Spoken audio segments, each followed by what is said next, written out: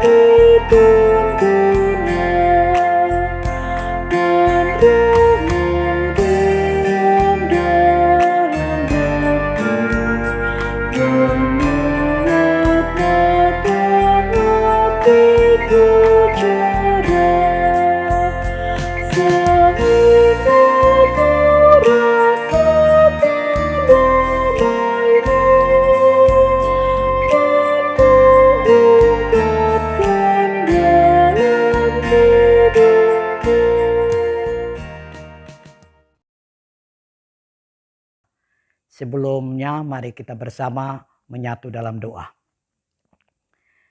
Bapa di sorga, kami datang dalam syukur dan terima kasih kami karena kasih setiamu.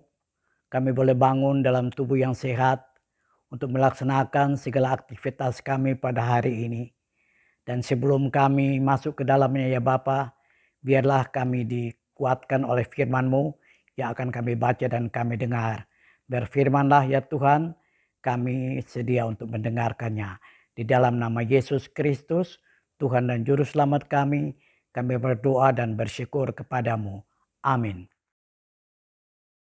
Ibu bapak sekalian, opa oma, kita akan membaca firman Tuhan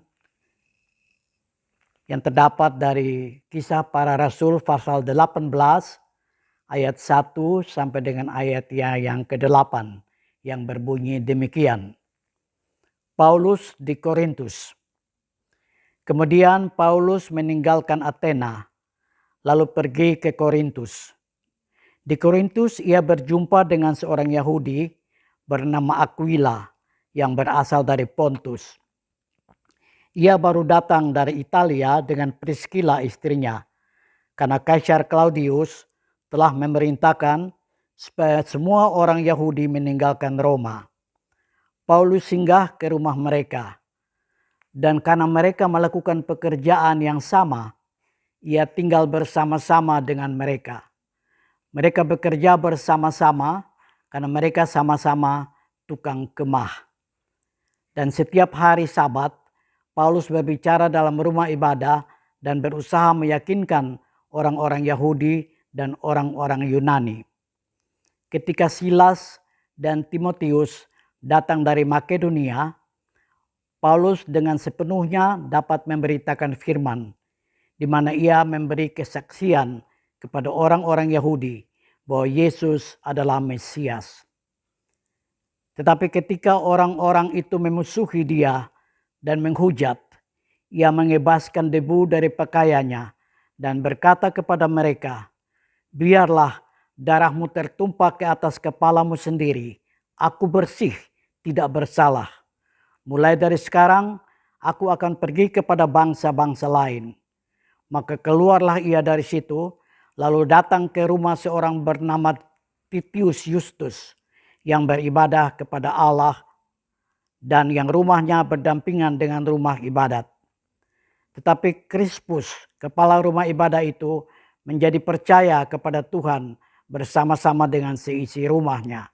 Dan banyak orang-orang Korintus yang mendengarkan pemberitaan Paulus menjadi percaya dan memberi diri mereka dibaptis. Demikian firman Tuhan. Bapak dan saudara-saudara, opa-oma sekalian, kita akan mendengarkan firman Tuhan melalui Sabda Bina Umat di dalam tema bergerak dan bekerja sama, ditulis oleh Pendeta Melani Risamasu MTH. Bayangkan apa jadinya bila tuts pada piano Anda hanya mempunyai satu nada yang sama, atau keyboard pada HP Anda hanya mempunyai satu huruf saja. Tentu tidak akan ada lagu dan puisi cinta yang bisa bercerita, yang bisa tercipta. Nada-nada indah yang keluar dari piano karena ada jari-jari yang menggerakkan tuts yang berbeda-beda itu. Hal yang sama pada HP Anda. Karena bila hanya ada satu huruf, tak mungkin puisi cinta yang indah yang sudah Anda siapkan akan terkirim dan terbaca oleh calon istri Anda. Puisi Anda hanya terbaca bila ada jari-jari yang menggerakkan huruf-huruf yang berbeda-beda pada HP Anda itu. Roh Kudus bergerak melalui dan dari dalam pribadi yang berbeda-beda untuk tujuan yang satu. Karya layan Paulus pun harus ditompang oleh para sahabatnya. Priscilla dan Aquila harus bermigrasi ke Korintus karena Kaisar Claudius mengusir semua orang Yahudi dari Roma. Di kota Korintus mereka bertemu Paulus, dan karena mereka mempunyai bidang kerja atau bisnis yang sama, maka suami istri ini pun mengundang Paulus tinggal di rumah mereka hingga 18 bulan lamanya. Silas dan Timotius juga datang ke Korintus dari Makedonia. Kehadiran mereka membuat Paulus lebih giat dalam memberitakan Injil, yaitu Yesus Sang Mesias, dalam ibadat-ibadat orang Yahudi di hari Sabat. Dalam ayat 6, Paulus terpaksa mengebaskan debu karena pemberitaannya ditolak dan dia dihujat. Itu sebuah simbol dari melepaskan diri dan tanggung jawab pada darah orang-orang itu. Paulus memutuskan untuk memberitakan Injil kepada bangsa lain. Dia bermaksud mengunjungi dan memberitakan Injil kepada Titius, seorang Roma penduduk Korintus yang percaya kepada Allah orang Yahudi. Paulus malah menjangkau hati Krispus, kepala rumah ibadah Yahudi. Krispus adalah tetangga Titius. Ia dan seisi rumah tangganya yang banyak orang non-Yahudi di Korintus menjadi percaya dan menerima Kristus, kemudian memberi diri mereka untuk dibaptis.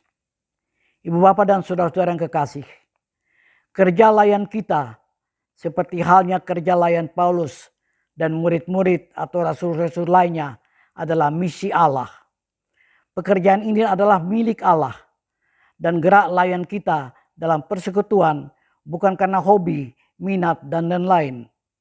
Tugas kita adalah bergerak dan bekerja sama dengan Roh Kudus dengan sikap rendah hati.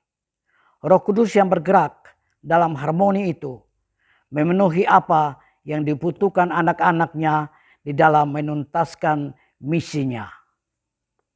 Amin.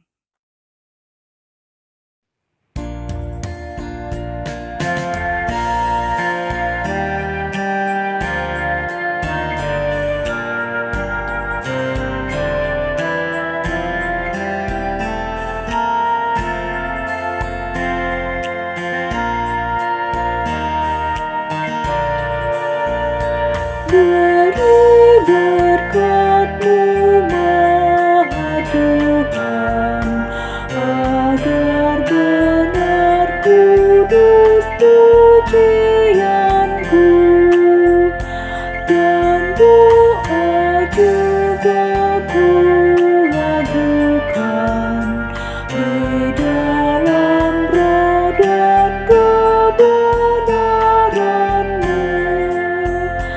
Jiwaku pun padamu bersyukur, bersama bala serta bermazmur.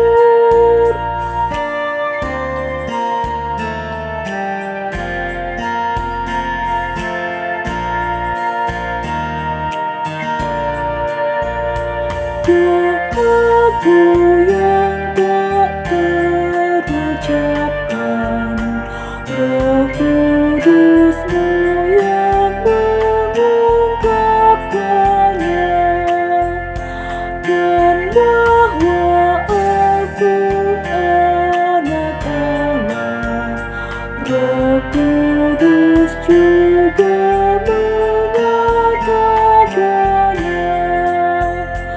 sehingga dalam Kristus Putra-Mu berseru, ya Aba Bapa-Ku.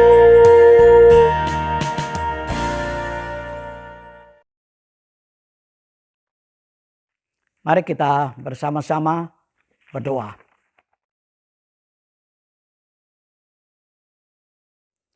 Bapa di sorga, kami bersyukur dan berterima kasih kepadamu karena kami diperkenankan untuk membawakan firman-Mu pada pagi hari ini.